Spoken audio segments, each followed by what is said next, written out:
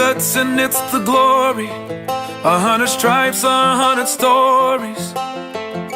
It's the Pledge of Allegiance on the 4th of July. It's them handwritten letters from home. It's them sleepless nights alone. It's his newborn baby he left with his wife. Mr. Red, White, and Blue.